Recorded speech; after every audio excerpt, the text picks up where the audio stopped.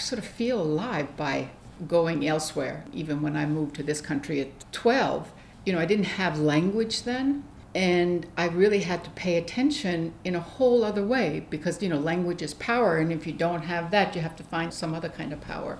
And that's in how someone dressed or the way they moved or they met their eyes or where their attention was to figure out really like, where is that person? Where am I in relationship to them? And so I feel like I developed a real sense of making sense that I actually have ended up in a lot of the work that I do, that I don't necessarily trust language always. So when I place myself in situations where I don't necessarily understand things, it opens up my ability to make sense of what's there.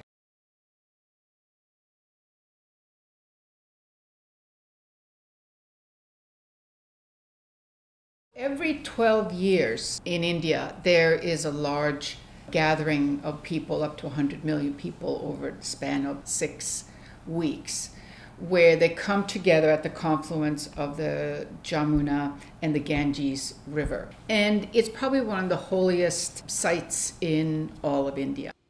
I've been there twice now, but the first time I went, I was completely overwhelmed. I stayed a month just with the idea of trying to really understand what is this event. And it's for Hindus, but a lot of people come, lay people come, business people come, and people make this mega city that's sort of ephemeral. It's only there for a certain amount of time. People come there to dip. The analogy is that one is a pot, and you come full and then you empty. You empty by dipping in the water 3 times, and by emptying yourself, you're in fact open for multitude of possibilities. They put up roads, electricity, sanitation, and tents in just a few weeks for millions of people to come. And they had police, they had hospitals, and it really functioned. I was really curious about these tent structures. So when I came home, I worked on these images and I made photographs and larger photographs and had that incredible summer at Speedwell for the residency where I was able to see them large. But I realized that they were, no matter how large they were not of the material, like the somatic feeling that I have as a person who sort of started with a textile tradition, starting to understand cloth. I mean, we all know cloth. We sleep with it. We wear clothing. We it's all around us. There's not doesn't seem to be a hierarchy when you think of cloth and textiles and fiber the way one would with painting or sculpture, which is of a certain prestigious arena. I mean, that's probably not the best way to say that, but with cloth, it's just everyone knows it.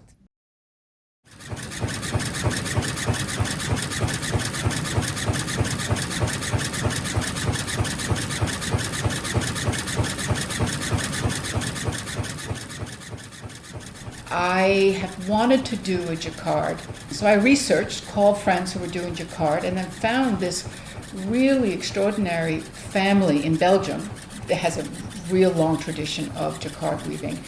And we went back and forth, and I went to visit them, and we decided to work together to make these. And since I have a background in textiles, even though it was long ago, I know that materials have language. And in this case, that a thread is a 3-dimensional color. So I can balance this image in a Photoshop file, but I know that cotton responds differently to light than silk does. So when the first round came and it was cotton and wool mixed with something else in it, I knew it didn't have that light quality that it required.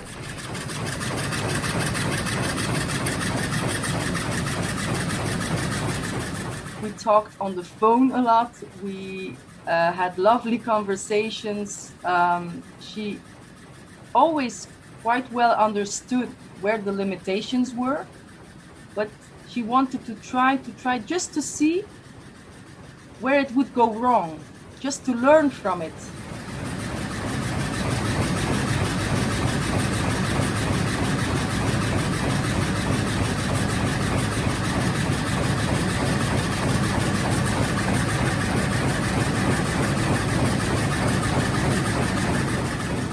Let's say after the first sample, you don't want to use the silk anymore. You have to start from scratch again, because it's not just like printing that you only change one color and that the rest will remain the same. No, one color affects the whole tapestry. She says, let's take that challenge.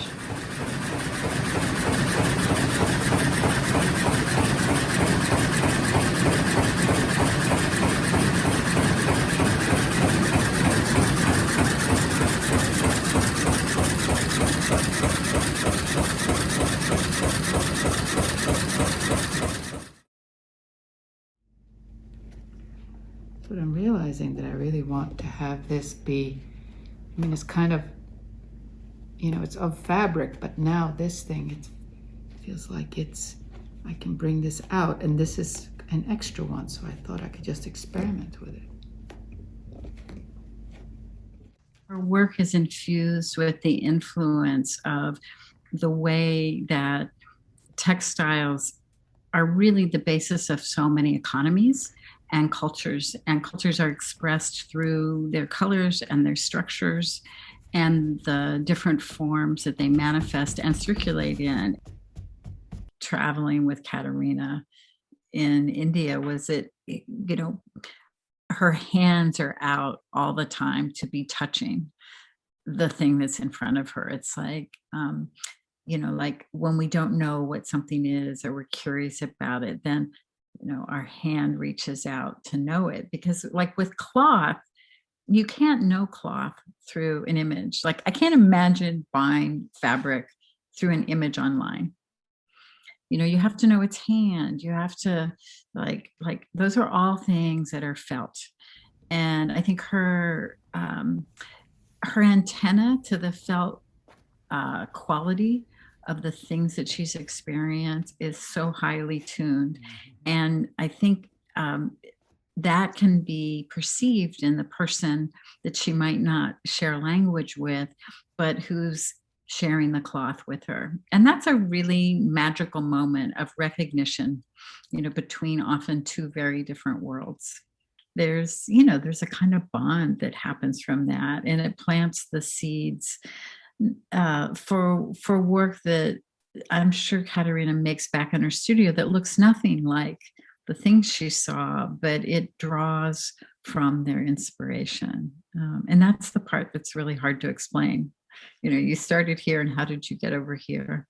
I think there's a shift that happens because it's a material. It's not an image. I don't get lost. I mean, there is an exchange between the material and what the image is, but it's not when it was in the photograph that I transport myself into the image and I let the materiality, I let that go somehow. This is visceral. This is a visceral feeling, and it doesn't necessarily come from the image itself, it comes from the material. And I think that adds to the interpretation of what these things are. It's my hope. Whether they do to someone else, I don't know. I just know that the people that have come in, their body language is different when they see these versus the photographs. It's an immediate thing of wanting to go up close. It's like, and when you get here, it all kinds of falls apart, from this painting in a way. And then you want to just touch it. I do. She has these years of travel that are really continue to be kind of encoded and woven into the works. Decades ago, she was a volunteer for the United Nations Development Program in the 70s, and she lived and walked with Kurdish nomads on the border of Iran and Iraq. It's this amazing story that she experienced their spring migration. She crossed overland through Afghanistan and Pakistan around the same time period into India. She later walked to Muktinath in Nepal, which is a site sacred to both Buddhists and Hindus. And so she's really had this incredible history of journey and learning through this process and understanding migration, nomadism, walking as a form of spiritual practice, as a form of seeking, new pastures for the nomads, for example. There's an acceptance towards one's own position, right? Like of being someone who is an outsider, a traveler, someone who's coming and witnessing, and not necessarily judging and interpreting what they are seeing in front of them. And that, I think, is something which is quite noticeable in the Kumbh Mela, where it is not a commentary on that event. It is not a commentary on the people. It's not a commentary on their aesthetics, but it is more sort of creating. I feel like Katarina has a way of weaving and creating sort of her own universe by actually coming to a completely different place, which is not her own, and taking, taking things from there to nest them and make something of her own. When we were in Rome together, we were working with Christina Bomba, and she also gathers cloth from all over the world, from a lot of artisanal processes. And she let the two of us go through the scraps from a lot of their constructions. And both of us have taken those scraps into different collage processes. And so the prints that are in the exhibition that are, I think, housed in cloth in some way, or almost like they have a coat of cloth over, bring together the kind of digital and the print and the tactile. Each one of these is from a separate temple. There are like 9 of each Durga temple. And so we went to each one, and then there's an exchange that happens. It's called darshan, where you come to be seen and to be seen. And there's usually an exchange of material matter. So I bring a gift to that temple, and then that's blessed, and I get a gift called prasad that I take back with me. So I had all these different ones. And so what I decided to do from each temple is take the prasad, the gift from that temple, put it in a jar, and put some water from the Ganges in, and let it just sit in my studio. I didn't know what I was really going to do, but it started to putrefy. I mean, it started to stink, really. And then I decided, I couldn't figure out really what I was going to do with it after I'd collected. I thought I would sort of bottle it up and just have it from each temple. But then I had some paper with me, and I started to pour the contents of that putrefied water on each. And then after 2 weeks, you have these really nuanced, really beautiful patterns that started to come after it dried. And so I had maybe about 40 of them and brought them home. And, I just put them up and thought about them. And I had all these little masks in a sense. And I thought, I think they need some protection. So I started to sew them on. So that's really what these things are. Stains that look like people, that look like animals, that look like a community, that has, an intimacy to them. And I think that's why I want to show them in that little back room so that you can't get too far away from them. Because what's necessary here is that you do really see these close. And so you're able to see the nuance of the stain, and also these really beautiful pieces of cloth that Christina has, and a lot of them are made in India as well. One project has to do with it's called Walking Kailash, and it comes from a pilgrimage that I made over, I think, 15 years ago around the mountain in Tibet. And there's a lake there called Lake of Compassion. And I brought water back. I examined it microscopically, and then just started to ask these questions like, well, what's compassion in a bottle? Well, can you see it? Can you feel it? So I asked 20 artists that I know around the world to think about what it would be like to walk with compassion in the world. So an invitation went out, they did these walks, and then they sent water back to me. And so this idea is that how do we take that with us? We don't have to go off to a foreign country or to a special place, but actually do it where we live, where we work, with the people that are around us. I spent the summer with my niece and a 3.5-year-old, and which was amazing. If you pay attention, since I don't have children myself, I follow this 3-year-old around, and it was extraordinary. He would spend 45 minutes looking at a crab or a snail, and I thought, yes, that's right. That's exactly what we need to be doing. And then I went away for a few days and came back, and then he asked me the question, what did you smell when you were away? I thought, yes, that's, now what did you do? It's like, what did you smell? And so, I mean, I think, like with all of this work, I mean, it's about a certain kind of listening, but like listening with your eyeballs, because especially when you travel, it's all so, everything is so new. You have the opportunity, in a way, to be like a 3-year-old, because you don't know it, and you have to make sense of it, and you don't have the language, so you can, it's like, oh, I probably shouldn't even say this, but, you know how some people say that they're recovering Catholics? I feel like I'm a recovering academic, and, I'm allowing myself the time to not have to justify everything I do. I mean, it's unfair, really, what we do to students. We come in there and we say, okay, it's our job. Okay, tell us everything about what you're doing. And, part of the time you just want to say, don't worry about it. You'll figure it will figure out. But there is something really great that comes from that kind of conversation where you push someone. I oftentimes, left those graduate seminars and thought, I should be as hard on myself as I am on them. And, maybe unconsciously I have been. I don't need the verification of a conceptual framework for me to trust what I do.